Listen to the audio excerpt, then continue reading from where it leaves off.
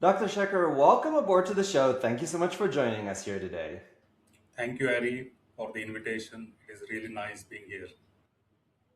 So, I understand that there was an attempt, successful, unsuccessful, you can tell the story in a moment, where hackers tried to hack the water system.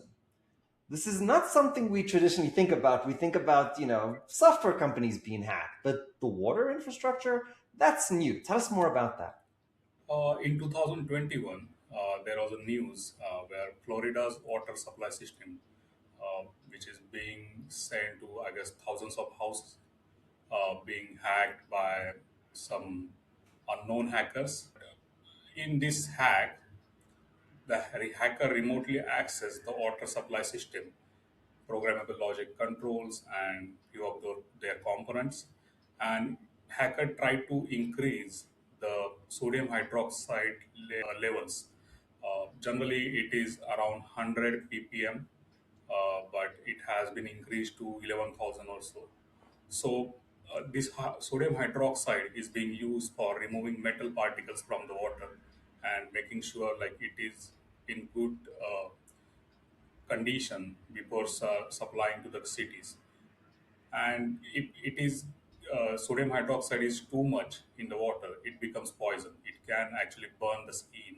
It can damage eyes as well as it can hamper the health of the person. So it is very dangerous or it is injurious to health. And before getting supplied to the city, one of the operator actually observed like this his computer parameters are changing so rapidly, and someone is remotely controlling this sodium hydroxide levels, and he actually noticed it and he immediately took action. Earlier he thought like someone from his team is working on this computer, but later on he realized like it is something else, and this was caught beforehand, and that's why this harm to the people has been avoided. And this thing is not first time happened. It's happened many times. If you just Google out, you will find there are multiple news happened with this kind of water supply system. So nowadays, cyber attacks are not just technical stuff. It is not just injurious to ecosystem of the digital economy, but it is also very dangerous for the health of the people. I recall one of the more couple of incidents, like one of the lady in Germany. Actually, she died because of ransomware attack. She was hospitalized, and ransomware attack reached till ICU equipment, and ICU equipment was not able to respond to that cyber attack properly because of lack of cyber compliance, and that instrument got encrypted. So doctor couldn't treat her on time, and we lost her. So it's very dangerous nowadays. And even if you look today's war situation, this cyber crimes has increased a lot, and even enemy countries are able to watch where your soldier is, what things are happening through satellite and other communication devices. So they are able to hack those things. So it is constantly uh, dealing with our lives. Cyber crimes are not just related to financial or not just related to stock market. It is more related to human beings and their lives. So it is very dangerous. And another case that you talked about was actually a nursery that was hacked. What was that story about? I actually wrote a research paper about cyber attack happening on education institutes like colleges, schools, and universities. And this research paper has been published, I guess, last year. And this research paper actually talking about cyber attacks happen on schools, colleges, universities of 56 countries. I actually compiled around 3,000 plus cyber attacks happening across like 10 years down the time, and I actually tried to explain how these cyber attacks are actually impacting the ecosystem of the students, teachers, and colleges.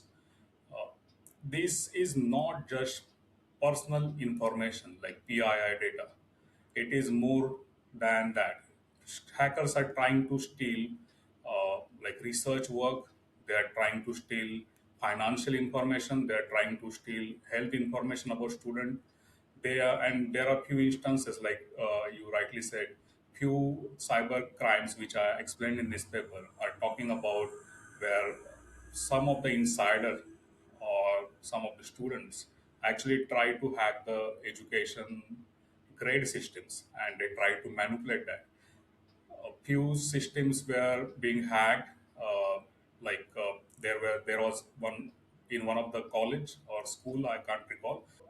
Someone actually did a threat to the college, and like there is a bomb or something like that. So using phishing attack.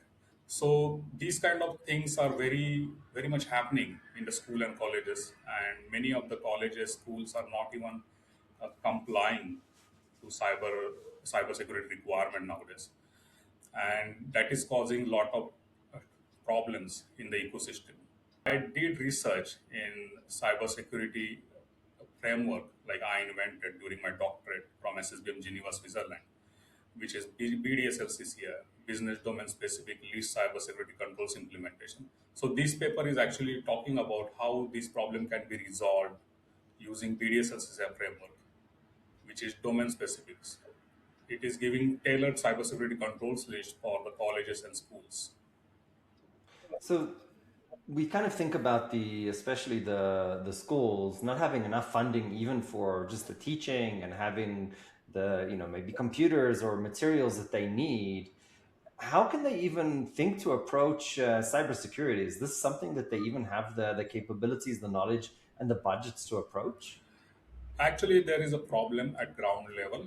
I agree with that. It is not only school and colleges where they are having less funding or having less resources. There are small and medium enterprises worldwide which are facing similar kind of problem. But during my research, I got opportunity to interact with top management of small and medium enterprises from 19 different countries, including United States, UK, Switzerland, and Australia, India, many countries. And I identified there are three primary problems these companies are facing. Education Mm. or hospitals, we can consider as one of the small and medium enterprise, according to my research. And the common problems are like they don't have enough money to implement existing Mm. standards available in market. Secondly, these companies are saying we don't have skilled staff who understand cybersecurity, who can actually implement and maintain cybersecurity controls. Thirdly, they are saying what is the return on investment? Why shall we invest in cybersecurity? Because all the standards available in market are generic in nature. It means if you are a hospital, you are a college, you are a pharmaceutical, you are chemical, or you are a manufacturing company, it doesn't matter for them. It is having similar generic controls or list of controls which you need to implement everywhere. And these companies are confused like how it is going to protect my business vision, my goals. So I invented a new framework which I told BDSLCCI, Business Domain Specific Least Cybersecurity Controls Implementation. And this framework is actually giving tailored cybersecurity controls list. It means if you are a manufacturing company, it will give you tailored cybersecurity controls list for manufacturing company, like 30 to 40 controls, which you need to implement for protecting your computer numeric control machines, which is mission critical asset of your organization, along with defense in depth. If you are a school or college, it will talk about how to protect student data, how to protect laboratories, how to protect critical infrastructure of the school, and it will also talk about defense in depth mechanism. So it is actually reducing the number of controls to 30 to 40 or 45 controls. And again, it is reducing the cost of implementation. And to make it easy, actually, I created a SaaS-based platform, bdslcci.com, for international companies like small and medium enterprises, through which we are actually helping companies to implement this framework at a very cost-effective manner. And this platform itself is having like gap analysis process, it is having process document guidelines and online audit also. We are giving certification to the companies or school colleges. So let's talk a little bit about the problem that they're facing. There's this aspect of compliance, and the school systems, hospitals, they look at these frameworks with sometimes hundreds to thousands of controls. Um, let's say they had the budget, they had the time to go and be completely compliant. We, on the other hand, we see very advanced commercial companies have a very clear interest to be secure. They have the budget, and yet they get hacked left, right, and center. So we, even the password man. I mean, if password management companies can't be secure, what hope does a small regional school or hospital have? Even if they were compliant from a standard perspective, compliance still doesn't equal security. Most of the cyber attacks are not happening because of technical lack. It is happening because of insiders or the mistake done by the human being. And many times, the top management itself is not helping to implement cybersecurity. They have budget constraint, and cybersecurity is always given as least priority. And people should understand this cybersecurity is no more separate from our lives. Like we already discussed about how dangerous it can be for human beings. So people are ignoring compliance. That is true, and even they are having some check boxes. Just they click it and they submit report to the government or agencies, and they say like we are comply with this thing, but actually they are not yet comply. So it is very important to conduct cybersecurity audit at least once in a year. Many of companies do conduct audit quarterly basis or half yearly basis, because that will help companies to understand what is the gap analysis uh, outcome of their organization, even it is a school or college. And as you rightly said, there are always going to be budget constraint. There are always going to be proper vision or mission from the top management of the institute or college or small and medium enterprise. But we should overcome that. There is no other way, because it is very dangerous ecosystem right now we are working on, because everything is digitalized. Even when schools and colleges are outsourcing their printing job to some printing service provider, their exam papers, their confidential information can be leaked. And we have helped such companies also who are providing printing services to the school and colleges to be cyber secure using this BDSLCCI framework. So it is no more optional; it is mandatory. So we see, different verticals of usage of cybersecurity attacks. Many of them are commercial, where you're just trying to shake down an organization. Some of them are malicious, but some of these are actually attacks that are being done by foreign countries that have bad intent against the state. I would almost make the argument that, if I was a foreign state that wants to do harm to the United States or any other country, I might just want to hang on to all these hacks that I have and only use them before I launch an actual attack or before I attack maybe a different country. There's some concerns about that in the semiconductor industry in the world. So it could be that we have a lot of these risks right now. We don't know about it because it might just all be turned on at one time, which is a critical part in maybe a beginning of a war. So, and we talked about water infrastructure. It could be electric, could be hospitals. How do we even know that we're not right now at significant risk that we're not even aware of? We all are being hacked every day. We are not aware. Probably you are trusting particular brand of the mobile provider, mobile cell phone provider. You feel like your smartphone is very much secure because you did many settings, but it is not. We are someone is watching you, someone is listening you. This device is very dangerous, right? It is having a camera, it is watching you, it is having a mic, it is listening you, it is having geo tracking, it is actually tracking where are you going. And even you turn off that, uh, these devices are actually able to track you because you are giving them some extra permissions, or you are giving, there are by default few permissions which you can't turn on. It is similar, like you talk about semiconductor devices like CCTV, your IP cameras, and even your television. everything which is having smart word can be hacked. It is not no more like smart. It is more smarter than you, and the person or the rich ecosystem sitting behind this data is always going to use that data for their purposes. They might be using it for launching new product, or they might be using it for hacking purposes. We don't know. And as you rightly said, there are many cyber attacks which are sponsored by other countries. Those are known as state sponsored attacks. And most of the cyber attacks nowadays, like 50 to 70% of cyber attacks, are state sponsored. They are not your local regional people or regional hackers who are doing this cyber attack. It is done for the purpose to make someone's ecosystem down. They want to reduce your GDP, they want to reduce the productivity of the country. So there are many things happening at the ground level and which never comes to newspapers or the media, because in India kind of country, people not even reporting cyber attack incidents, but because European countries are following GDPR, and we now in United States we have California Privacy Act and many such acts. So those are making sure like incidents should be reported, because then government can take collective actions how to reduce that. They can investigate and they can invest in that.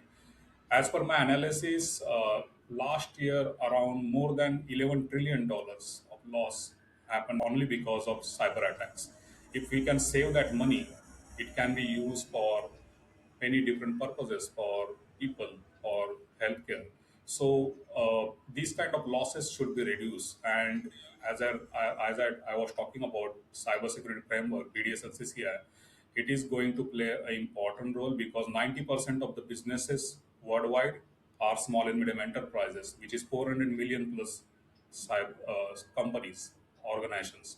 So these companies are actually forming the ecosystem of entire global digitalized economy. 60 to 70% of employment opportunities are generated by small and medium enterprises. Again, 55% of GDP contribution in developed economy is by small and medium enterprises. So we should not ignore these small and medium enterprises because those are taking lot of responsibility of ecosystem, starting from jobs till GDP. So the organizations should be protected. That is first thing. Secondly, for the public, there should be lot of cyber security and cyber safety uh, campaigns, which always government is also doing. But still, people are always being victimized by cyber criminals with different tricks and techniques. So these are the areas where we are still working, and it is never going to stop. It is continuously going to evolve with the time.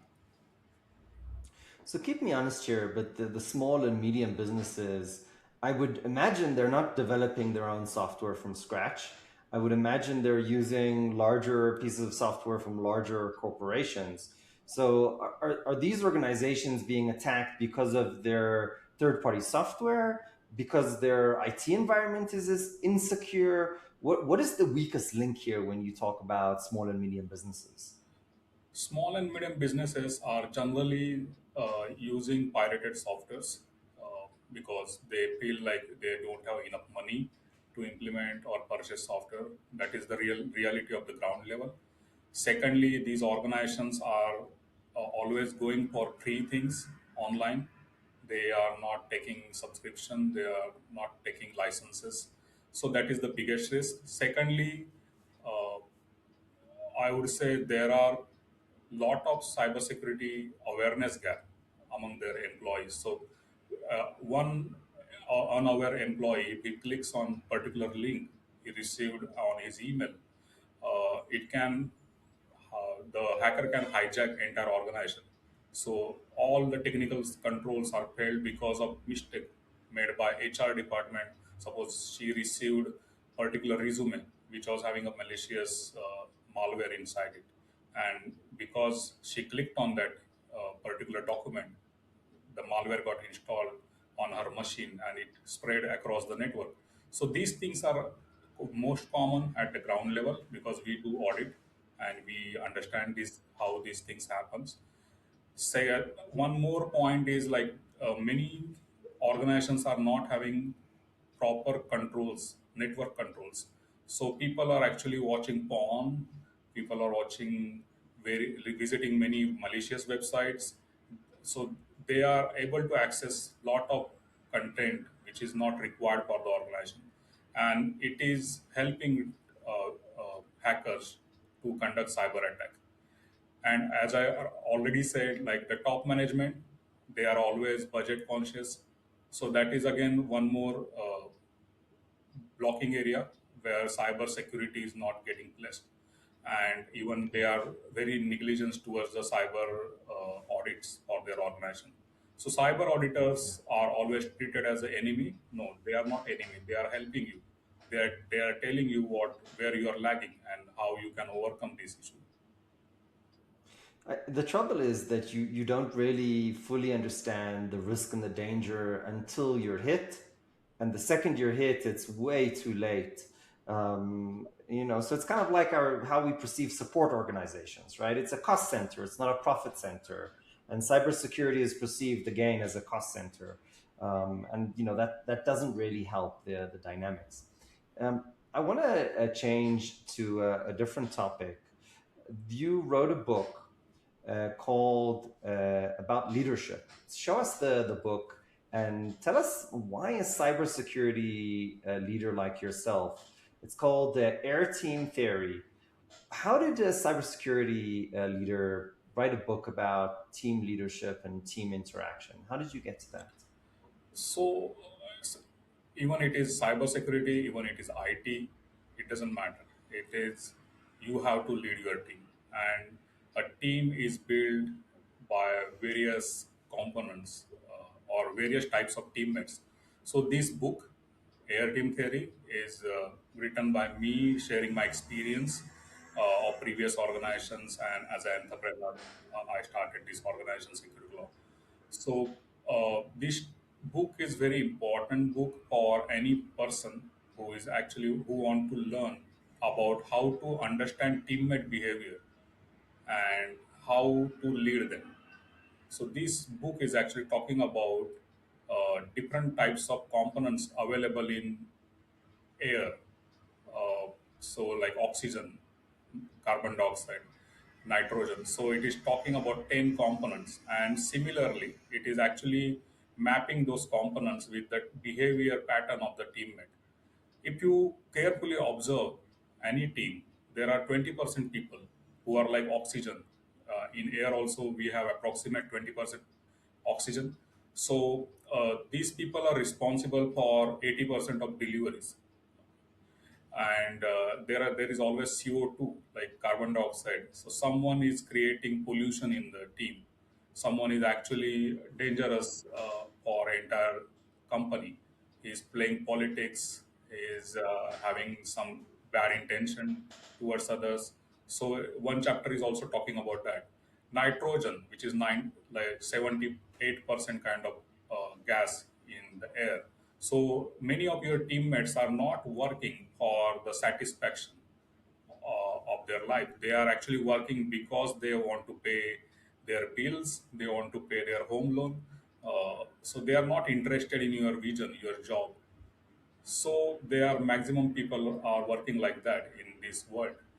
So this book is very interesting book where I have explained my experience and my teammates' behavior and how you as a leader should have a vision and how you will motivate them, bringing together every aspect of the team and how you will lead the team and you will achieve your vision. So this book is talking about that. So half of the book is talking about the behavior patterns of the teammates, as well as half of the book is talking about how to lead them. So this book was launched in 2020, and it is available in Kindle ebook and even color print version on Amazon and various platforms. I appreciate it. We have time for just one last question. It's a difficult question because it gets a little bit personal. If you had to go to the most difficult parts of your life, whether it was 2 years ago or 20 years ago, What advice would you give yourself? I faced difficult time in the pandemic, coronavirus pandemic, where we were not having any inflow, but there was a constant outflow. And at one instance of time, I felt like I should shut down my business, and because everything was stopped. I was stuck in Mumbai, India, and we were almost 1.5 year. We were at home. We were not allowed to go outside, and but my family, my wife, my parents, my team also, they supported me, and we tried to overcome it. I feel like a team is not just in the office.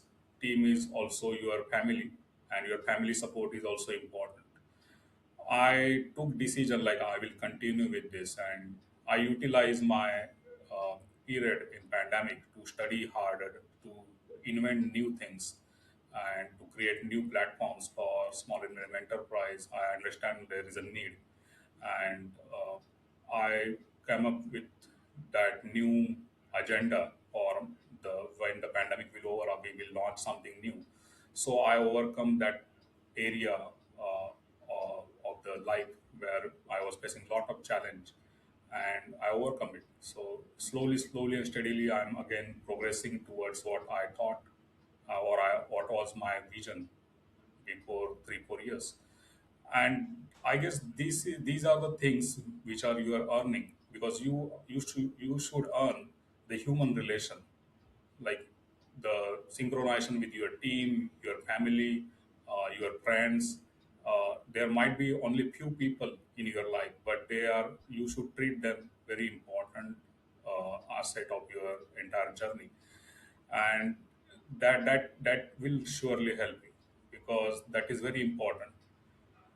Money will come, money will go, but your ethics, your values, and what system you develop with your values and how you contribute for the betterment of human beings.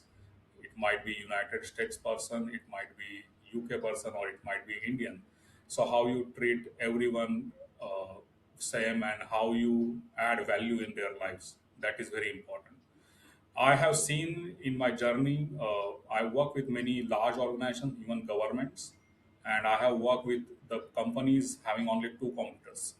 Uh, but I have seen people at the ground level having only two computers are having a lot of things to serve you. Even you visit their office, they will offer you something to eat, something to drink. And if you are visiting a very big multinational company, sometimes they just ignore you. So I have seen the huge difference between human behavior in different organizations. And when you are a small team, you are having a good one-to-one connection, and that is really important as a startup. I have learned many things in my life. Maybe someday we will discuss more about that. Dr. Shekhar, thank you so much for joining the show today. I appreciate you. Thank you.